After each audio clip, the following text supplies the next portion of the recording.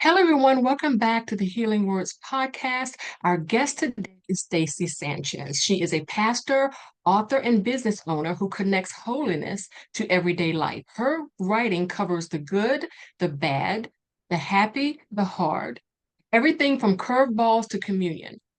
In this season, she has a particular passion for grandparents who are raising grandchildren, and we're going to talk about that. Thank you for joining me, Stacy. Oh my gosh, I'm so glad to be here. Excellent. Okay, so let's dive right in. Connecting holiness to everyday life. Talk about that. Well, we tend to think that holiness is separate from our everyday life, like it's something we do on Sundays or something we do in church, when in Mhm. fact, it's something we're to be doing every day. Holiness means set apart. We're set apart for God's use. And that happens in every bit of our lives, whether we're washing dishes, whether we're taking care of babies. It's not just a pastor up on a podium talking. It's not what we call important jobs in the Mhm. church. It's everyday life is to be holy and set apart for God. So I like to write about things that happen, the good, the bad, the ugly, like you talked about, and how that we can use those for God and be set apart for Him. Okay, excellent. So let's get practical. You Oh, are right. you're pastor and a business owner. I Tell am. me how everyday holiness looks in each of those arenas. Well, as a business owner, we, our company, we own an air conditioning company, and we think that our business is our ministry to people. Mm, So we can treat people well and bring God glory, or we can cheat and treat them poorly and give God a bad name. So there's people that need air conditioning but can't afford it. Well, what can we do? In Jesus' name, what can we do to help? That's connecting holiness to everyday life.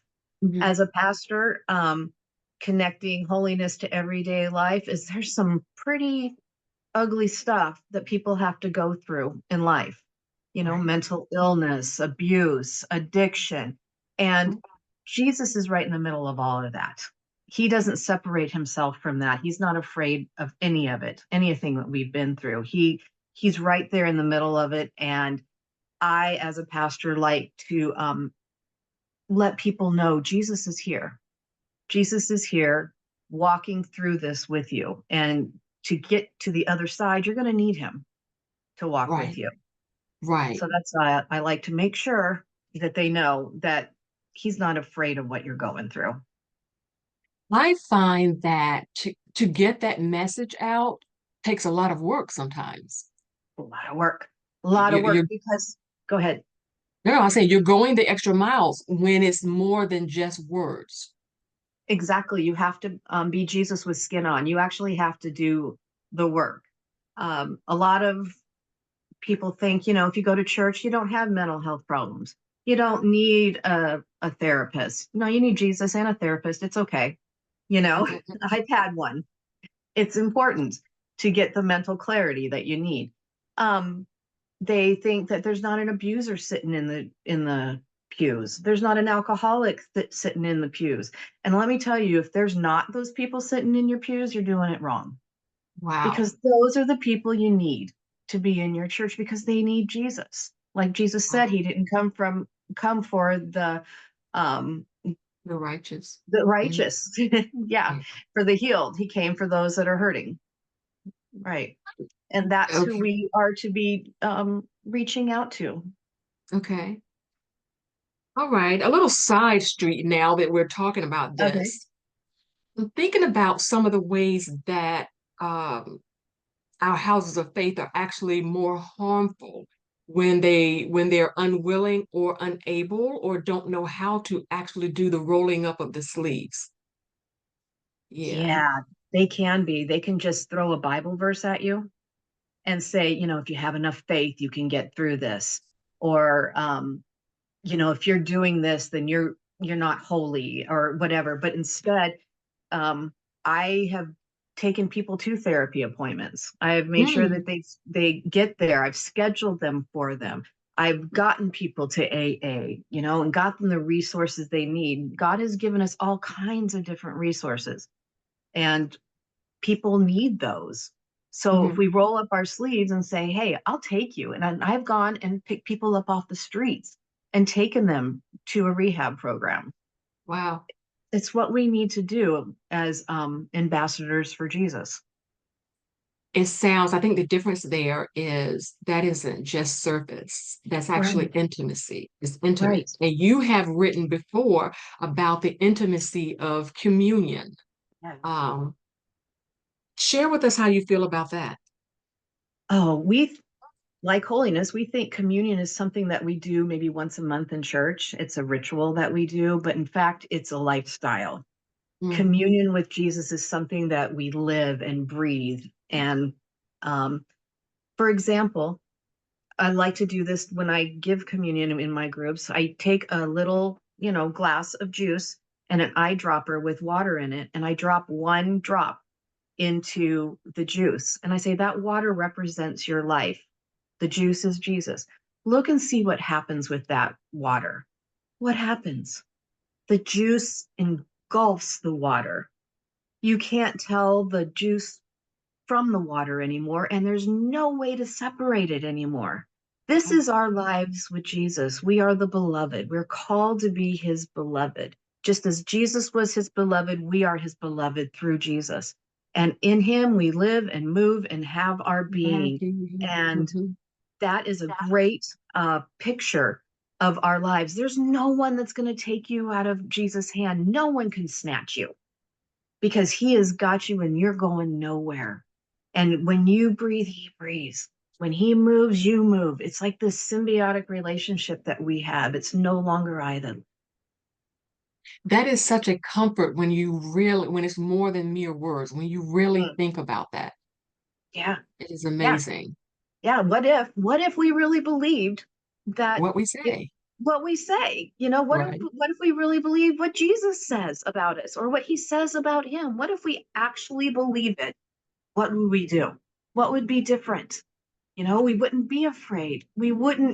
Um, we would step out in what he's called us to do without fear and trepidation because he's already there. He's Exactly. already Already doing there. it. Already there. Okay, so in this season of your life, you are reparenting I a am. grandchild Yay me. and you are helping others. As much as you can, tell us about how that happened, your second time around parenting, and some of the issues that you've seen in your life, and then we'll move out from there. Okay. We got our daughter when she was 3 years old, and we took her out of a home that was abusive and neglectful, and we raised her as our own. And we gave her all the love we could, but love wasn't enough. And she came with a whole bunch of hurt and a whole bunch of trauma and went back into the lifestyle and perpetuated onto her son. So, what we had to do is take him out of that lifestyle and raise him and try to help him heal from the trauma she caused. It's a generational thing. Yes. So now DCS came and dropped him on our doorstep about 5 years ago or so. And we've been raising him ever since. And he's had all kinds of trauma. And right now he's in a facility for kids that need a lot of help, a Hmm. lot of help. Hmm. And, And how old is, he's 14 now. okay. So he was with you from about the age of 8 or 9? Yeah. Yeah. And we're in and out of his life as much as she would let us be when Hmm. she was, Hmm. on the streets and doing Hmm. what you do there. Right. And those people weren't kind to him. And Mm. they did things that no little boy should ever have to experience. And now he's paying the price Right. for it. And What, it's up to us to help him. yeah. Yeah. What is so remarkable about that is that she was rescued at age 3. Yeah. But all of that trauma, it doesn't seem like that's a lot of time, but it doesn't take a lot of time for a stronghold to develop. Exactly. The body remembers. The body remembers, the mind remembers, your soul remembers what was happened to you. And as a child, when someone's sexually abusing you and Yeah. physically abusing you and stuff. Sorry, I'm getting a little Yeah. choked up over it, thinking about the things that happened to her and my grandson. And your body remembers, and it takes a lot, and you have to be willing to do the hard work to heal from it. We pray for healing, and I prayed and I did everything I could to help her heal, but she didn't want to do the work that it took to heal. And Mhm. so she just went right, but it was something she knew, something she was accustomed to. Even at 3, it was easy. This is what Romans means. This is a picture of that. The good that I would do, that's where your addictions come from. Yeah, that is something else. Yeah, those So, those additions really want to cover. I mean, I want to ask these people that are in addiction, what happened to you that hurt so bad that this is the way you want to heal? Because it's not an easy way to heal. right. It doesn't honestly heal you, but it blinds you. But we get mad at people in addiction and stuff and say, why don't you just get the work done? Well, and ask them, what happened to you that was so bad that this Mhm. is what you chose? Yeah. Yeah. And I sometimes wonder if our anger is really fear. Absolutely, because we don't know how to help. We don't know what, they're going to do, and what if they go off the deep end and they die, and we can't help, all that can Yeah. happen. Yeah. Yeah. How was it different raising your daughter than raising her son, generation wise? A lot different. One, I was more naive back then, and I didn't realize the situation that she could be getting herself into. I was clueless, but now I know. And what is different is the internet and computers and social media that I don't understand. Teens are brilliant, absolutely brilliant at what they can do and get around the blocks you have and everything. And if they want to, they're gonna, no Right. matter what you do. So that's really hard for me to understand and work with. Right. Okay. Okay, so you do have some help for grandparents who find themselves reparenting. Talk about that. Yeah, on my website, stacysanchez.com, we worked really hard on that name, really hard. Um, I write about grandparenting and parenting again and being a kinship giver. And on my Facebook page, Parenting Again Perspectives on Raising Grands, I write on that as well to help grandparents and give them different tools to be able to get through this. Because I'm telling you, it's hard. When you're older, you're tired and you're grumpy. And all Right. you want to do is sit and Netflix in marathon. Listen, when I was younger, I used to laugh at those get off my lawn people, Yeah, but now I understand it. I am a get off And my why lawn. are you so loud? And why are all the lights on? I get it Yeah, now. yeah, exactly. And that's me. And so it's hard as a grandparent to raise a toddler and have to go back into diapers and bottles and getting up at 2 o'clock in the morning when you just want to sleep. You're already not sleeping because of menopause. And now the Right. baby wakes up right as you doze off. So I like to write about that to give them encouragement because we need all the help we can get. Yeah, yeah. I think the times are different now as well because so my daughters are 24 and 27. The way I raise them is so different from the way my mother raised me. Yeah. Yeah. So I'm sure Yeah. that there's some of that because old school it used to be no, and you didn't even You I would didn't not ask. dare question my mother. Absolutely. Exactly. Yeah. Room And was kept clean and all that. yeah, oh, you did it. And as well you should. And now my grandson will ask me why and fight with me. And my kids never did that. But then I have to Exactly. realize he comes from a place of trauma. Trauma based thinking is different as well. And so I have to remember that when he's blowing up or something, I have to go in with a different mindset that he's hurting. He's a hurting boy. Right. Yes, he needs to be respectful. He needs to learn that. But I come about it at a different way than I would with my own kids. Does he trust you? Do you sense that he trusts you? Yeah, it took a long time. I think I am the only one he trusts right now. Mm, And that's probably, maybe it depends on the day if he right. trusts me because I've proven myself over and over. And this is what you got to do. If you say you're going to do it, you do it. Even if you don't want to do it, you got to do it. You said so. And they remember that. But I'm also thinking that trust might be a double-edged sword because he trusts you and he knows that you love him. I'm wondering if sometimes you just get the brunt of All of it. that he wouldn't say to other people because he doesn't know they may withdraw. Yeah, Yeah. I'm safe. I'm a safe place for it all to come out. And like last week, he blew up all over me and said some things that, you know, were hurtful and I could have took offense to. And I'm not one that takes much offense. I just kind of let it go no matter what. But it could have been ugly and I could have been really hurt. But then he came back around and realized, oh, okay. His therapist helped him with to see that, which I'm very thankful for. And he came back and apologized. So yeah, you just have to be ready and be Teflon. Talk to me about the effect of you raising your grandson has on the rest of your family. Is it trickling down there? Yeah, it was rough because one, we as if you're a foster parent, you kind of plan for this, and you go through classes and it's hard to be a foster parent. As a kinship giver or raising your grands, it happens boom. And you have no way to prepare. You're not putting money away from this. You haven't prepared your marriage, you haven't prepared your family. And it it was a struggle with my husband and I. We really had to work through it. And thank God we were married as long as we were. And really, it wasn't right away. Because if it was in the first year of our marriage, it would have been over. But 36 years later, we're good. So we learned to talk, we learned to communicate, and trust one another with it.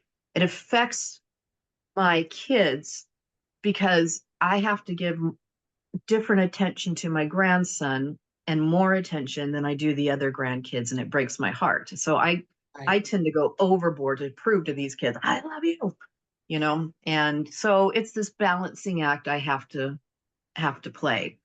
And some of the things he's done have affected my family, and there's been a lot of hurt that has Yeah. had to heal, a lot of Yeah. hurt. Yeah, And you're still working it out 5 years in. still working it out every day. Yep. Okay. Okay. All right. One of the things you are fond of saying is curveballs to communion. Uh, Tell us Yeah. what that means to you, and then tell us how it looks in your life. That's my tagline on my website, connecting holiness to everyday life from curveballs to communion. Well, um, I love baseball. I'm a baseball nut. So, and I'm a huge Yankee fan. Don't blame me. Sorry, still like me. But curveballs. Have you ever been thrown a curveball in In my life? life? Oh, yes. Oh Oh, yeah. absolutely. Oh, Uh-huh. absolutely. Do you know how to hit a curveball? No. No. When a pitcher throws a curveball, if the batter swings right away, he's Mhm. going to strike out. But to hit a curveball, you got to wait on it. You got to wait a split second before you swing, or you're going to miss the ball completely. And that relates to our life because when a curveball's thrown at you in life, my reaction, I just want to deal with it. I'm going to jump. I'm going to do the stuff. I got to, Yes. there's Yes. things I got to do right now. But then I miss God and I miss listening to him and following his lead. If I just take a step back and wait a second and talk to God before I act, I can hit the curveball. So Mm. that's when we talk about things like raising grandparents, I mean, raising grandchildren, parenting again. I could have reacted right away. And sometimes I did, and it didn't turn out well. Or when decisions come up that I have to make, I can say, wait, I'm not going to make a decision right now. Right. I need a Right. minute. Let me Hmm. talk to Hmm. my husband. Let me pray about it. Just let us think this through. And usually those are the things that go well, not always, but sometimes go well. But if I acted right away, none of it goes well. That is so good. That's a great point because God is not in a rush. He's not in a rush. He's not in No. a rush. It's already accomplished in the Mhm. spiritual. However, if we're moving by faith and it takes us a bit longer, few minutes, few hours, another day or two to Days. get it, it still Yeah. counts as faith to him. He's not in a rush. Yeah. It doesn't mean you have to jump out right now to prove how faithful you are. No, Right. you don't have to do that. So, um, I'm finding, especially with this grandparenting thing, best just wait on God. Right. Nothing has knocked him off his throne. Nothing that you go through is throwing him for a loop. Like, oh, I didn't see that coming. How did you get into that mess, Stacy? Nothing is. He's. I'm right here. It's Mhm. not affecting me. Give it a minute. What do you think I want to do? And you talk to him about it. Come let us reason together, he Yes. says, on more than one occasion. I had Yeah. a pastor once who made a comment that we're down here freaking out, and God is leaned back with his legs crossed. Yeah. Absolutely. He's got it. Yeah. He's got it. This is nothing. I parted the Red Sea. I I did created everything you're looking at. everything. And you're worried about this? Well, yeah, God, Exactly. because I didn't create all that and I wasn't involved in that. And I don't have, yeah, kind of, but I'm going to Right. trust you. I Exactly. choose to Exactly. trust you. Now, do you have a book coming out? I'm in the process of writing one called Diamond Dust Life Okay. Lessons from the Ball Field. And it Okay.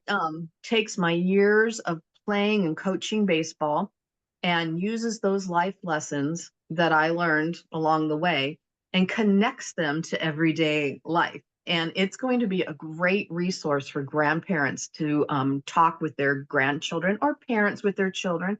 I Hmm. see it as a book to that the parents read, and there's going to be a section for kids. Like when you're driving in a car, you can ask the kid a question. What do you think about this? And it's just something to connect the Right. Right. grandparents, gives them something to talk about. Okay. Okay. Now, you've written about your mother before. Mhm. Tell us about that. Oh, my mom. Yeah, I have a book or an analogy in a book about my mom, and she was a big influence in my life. She loved Jesus with her whole heart, loved him. So many other people have hurt her in her life, but he never did. Mm, And I always loved God with my whole mind. I love, like you said, the reason with me. I love to break things down with him and do, hard things with him in my mind. She exampled and taught me how to love God with my whole heart. And it mm, was a beautiful way of seeing this communion with Jesus that we have every day. And she was a great example of that. okay. All righty. So we are at the point in our talk where, since we're the Healing Words uh, Mhm. podcast, where I ask five different questions. The first letter from the word words. When? And so, not talking about your book, unless you want to talk about your book. I was going to relate this to your help for the grandparents. When did Okay. you know? When did you realize I need to write about this? I need to start a Facebook page about this. I need to write articles about this. When did you realize that? Well, it took me a minute, and it was obvious for a long time before I realized it. Other people saw it because the things I was doing and writing about were getting a lot of connection and Hmm. attraction. Hmm. And I had somebody say, this is a ministry. This is your congregation now. And Right. it hit me. Oh, I guess I should do this. This is where Hmm. I'm my next call. So Hmm. it's been recent actually that I've just started doing this within the last year that Okay. I'm doing this. And um, I knew that I had to do it when someone emailed me their story, their testimony, and I broke down crying. I'm Oh, like, yeah, I need to do this. crying recognition. Yeah, that we all need each other. People need one another. And in Right. this, and we really need some encouragement because you can get on Facebook and there's sites out there you can just get on and complain. And there's a place for that. But my page is encouragement. We can do this in the Lord. the Lord has equipped you for this, and um, there's not so much complaining, although I do it a Yeah. lot sometimes. Sometimes venting is necessary. You gotta get Yeah. it out. But I've also found on Facebook, the Facebook bullies. We're Oh, here trying to reach out to discuss this, and then someone decides to judge you yeah. Oh, because of yeah. what they think they see. Have you Yeah. felt or seen any of that?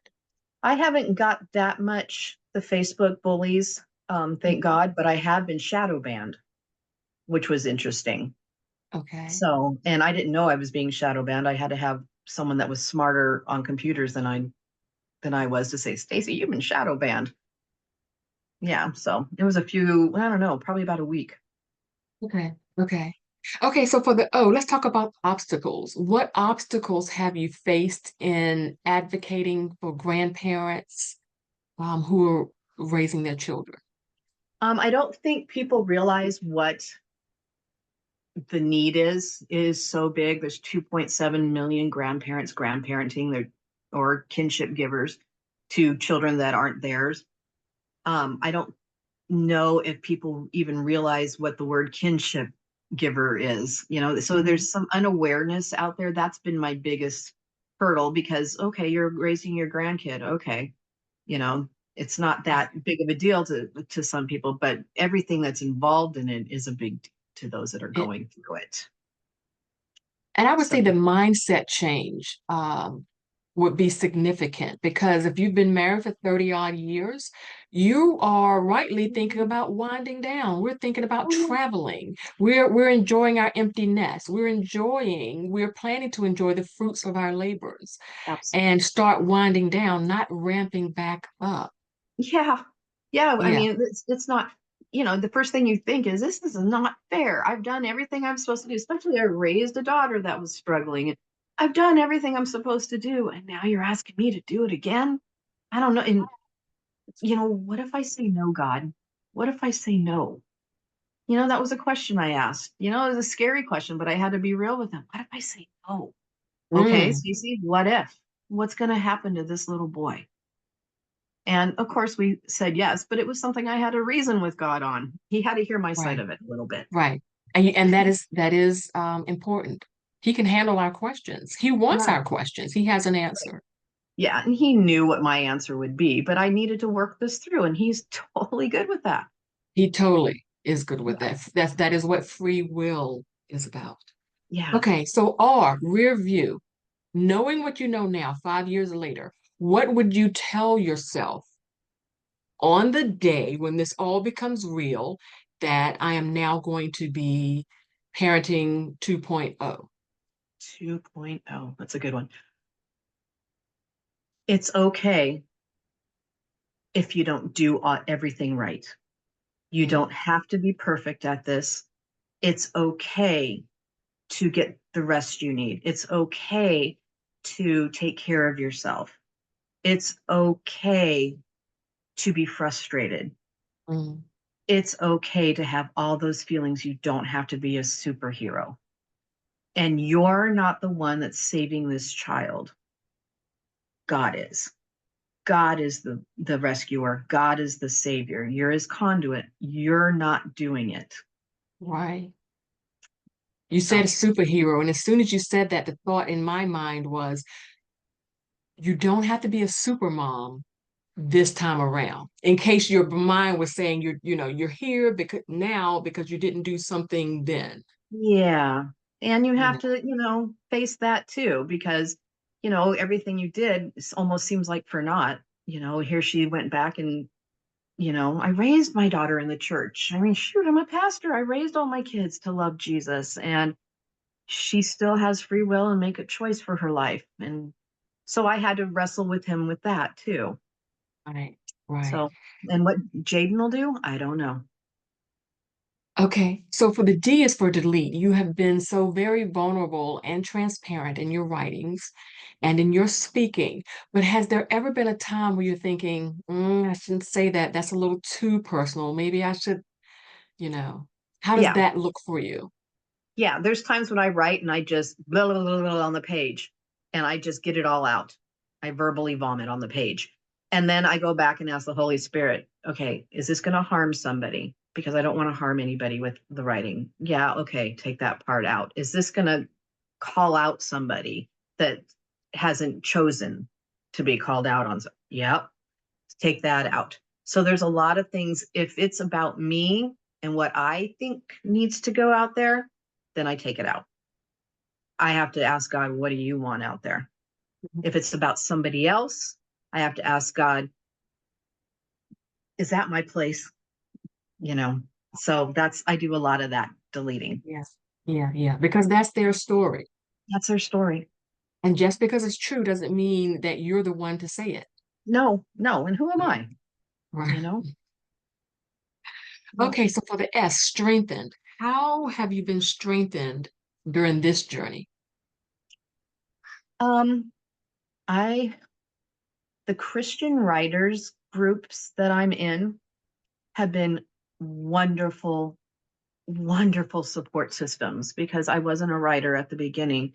Still not, I'm still learning, but they came around me and loved me and helped me and um told me this is your calling. It's obvious. We see it on you. And it's really nice for somebody to come out and call it out in you.